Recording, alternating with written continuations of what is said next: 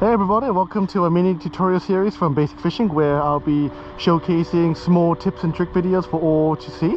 And today we are going to be talking about the basic tips and tricks on how to target the most elusive fish that not much people seem to appreciate or know that exists, or know how to target them.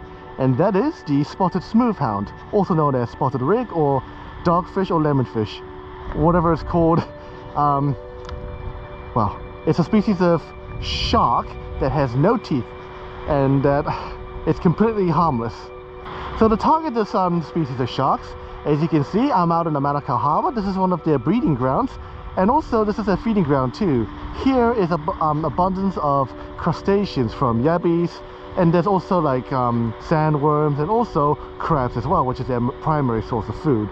In order to target them, as you can see, I've got a standard surf caster rig. This is great for snapper fishing, whether it's you know, long distance off a shallow beach or just here as well.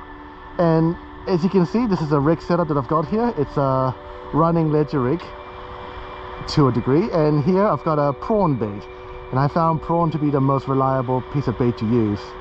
Now, a good tip to know when targeting spotted rig is that make sure the water is murky.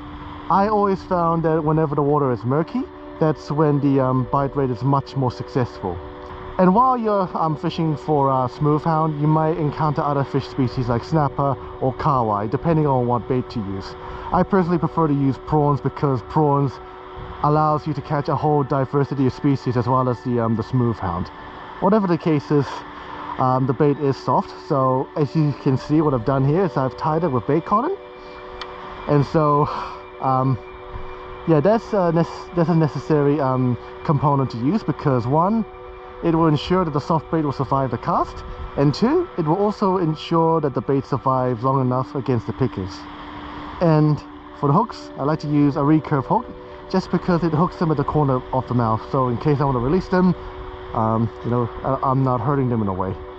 So I hope you learned simple tips and tricks on how to target the smoothhound.